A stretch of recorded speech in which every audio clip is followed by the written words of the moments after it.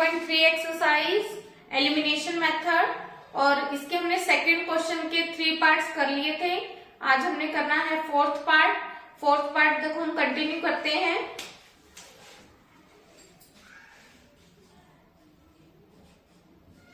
Fourth part में आपको क्या दिया हुआ है, Meena went to a bank to withdraw ₹2000, कि मीना एक बैंक में गई कितने रुपए निकालने के लिए, 2000 रुपए निकालने थे उसे।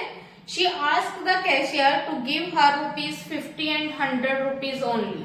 उसने कैशियर को बोला कि वो सिर्फ उसको 50 या 100 रुपए के ही नोट दे, और Meena got ₹25 in all.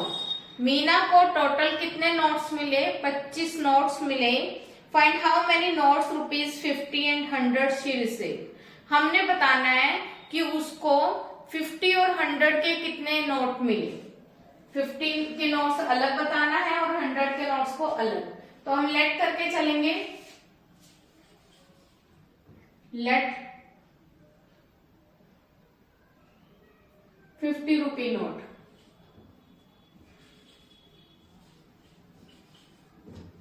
Number, let number of 50 rupees note, let number of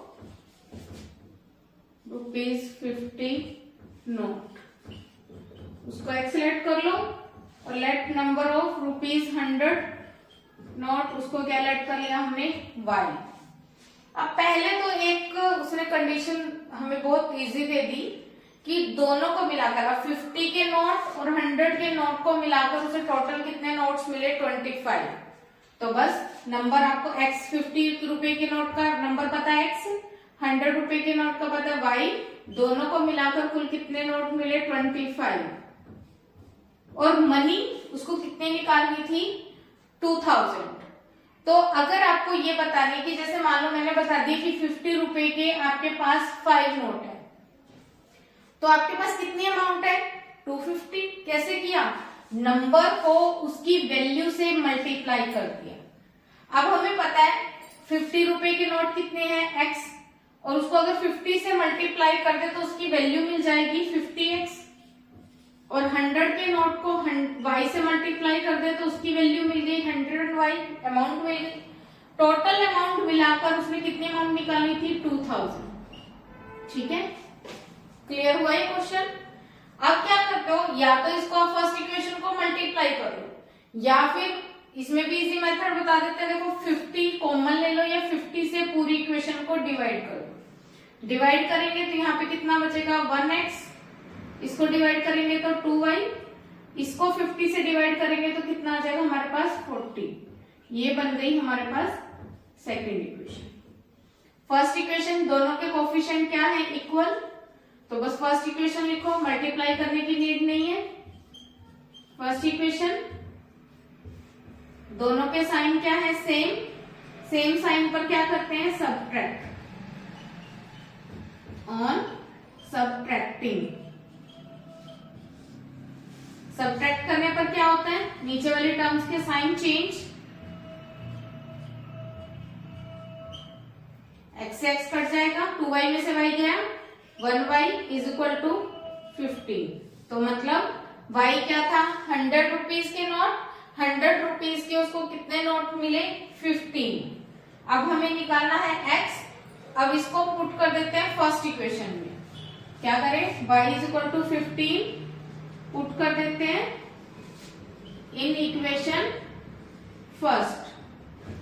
first equation में पुट करेंगे, फर्स्ट इक्वेशन क्या दी थी आपको, x plus y is equal to 25, x plus 15 is equal to 25।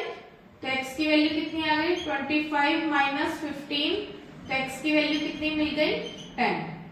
x की वैल्यू मिल गई 10 और y की वैल्यू 15। इसका मतलब उसको x क्या था, 50 रुपीज के नोट, उसको 50 रुपीज के नोट कितने मिले, 10, और 100 रुपीज के नोट कितने मिले, 15। क्लियर है, करो नोट।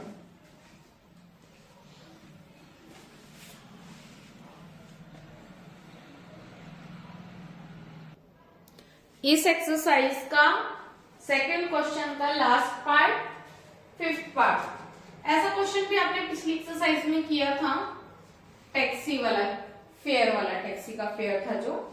और इसमें क्या कहा है इसने, देखो अ लैंडिंग लाइब्रेरी, लैंडिंग लाइब्रेरी मतलब जो बुक्स आपको रेंट पे मिल जाती है जहां पर, has a fix charge for the first 3 days। इसने कहा कि एक लैंडिंग लाइब्रेरी क्या करती है, 3 दिन का फिक्स चार्ज लेती है। इसका मतलब क्या है, आप वहां से कोई भी बुक लेकर आते हो, चाहे वो आप 1 दिन रखो, तब भी आपको 3 days का ही पे करना पड़ेगा जो उनका फिक्स चार्ज है, 2 days के लिए भी और 3 days के लिए भी। पर 3 days के बाद हर दिन का एक्स्ट्रा चार्ज अलग से होगा, जितने दिन आप रखोगे पर डे के हिसाब से एक्स्ट्रा चार्ज आपको करना पड़ेगा। कैसे, देखो उसने क्या कहा, फॉर द फर्स्ट 3 days आपको फिक्स चार्ज देना पड़ेगा and an additional charge for each day thereafter. Sarita paid ₹27 for the book kept for 7 days। Sarita ने वो बुक 7 days रखी और उसके लिए उसने कितना पे किया, ₹27। और इसके बाद और while sushi paid ₹21 for the book she kept for the 5 days। Sushi ने क्या किया, 5 days के लिए कोई बुक रखी और उसके लिए उसने कितना पे किया, ₹21। Find the fix charge and the charge for extra each extra day. हमें क्या करना है, फिक्स चार्ज और एडिशनल चार्ज फाइंड करना है। तो हम क्या करके चलेंगे, लेट द फिक्स चार्ज, कितने दिन के लिए था फिक्स चार्ज, 3 days के लिए, let the fix charge ₹X और लेट द एडिशनल चार्ज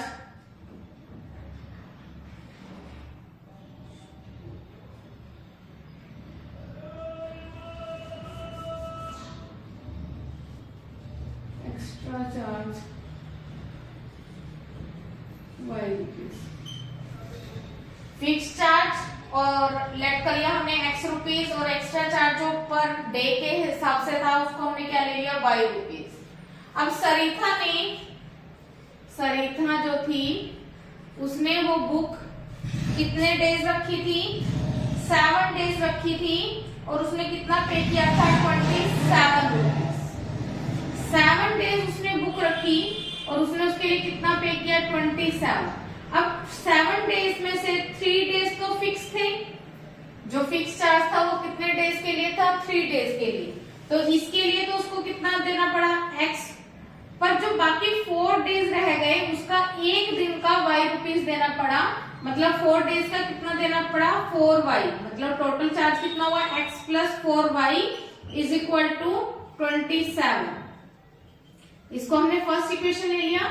और सुशी ने एक बुक रखी, कितने डेज रखी, 5 days और उसने कितना पे किया, ₹21। 5 days को कैसे सोल्व करोगे, 5 days में से भी आप क्या करो, 3 days को तो फिक्स चार्ज कर दो X, बाकी 2 days रह गया वो एडिशनल चार्ज मतलब 2Y। तो उसको टोटल कितना पे करना पड़ा, X + 2Y = कितना पे करना पड़ा था उसको, ₹21। तो यहाँ से हमारे पास 2 इक्वेशन बन गई। इन दोनों इक्वेशंस को हम सोल्व करेंगे। X के कोफिशिएंट ऑलरेडी इक्वल है, तो क्या करोगे, X + 4Y = 27 और X + 2Y = 21। सेम साइन है तो क्या लिखेंगे, ऑन सब्सट्रैक्टिंग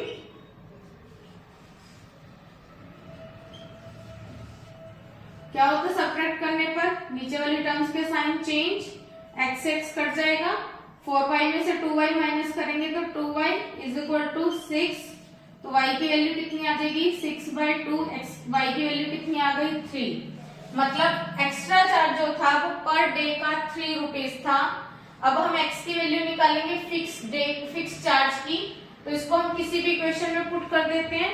फर्स्ट इक्वेशन में पुट करें तो कितना आएगा, x प्लस फर्स्ट इक्वेशन थी x + 4y = 27, पुट करना x + 4 × 3 = 27, x + 12 = 27, x की वैल्यू 27 - 12, x की वैल्यू कितनी आ जाएगी हमारे पास, ₹15। तो जो फिक्स चार्ज था लास्ट में आप लिखोगे, fix charge = ₹15 and extra charge = ₹3। Clear है क्वेश्चन, करो नोट डाउन।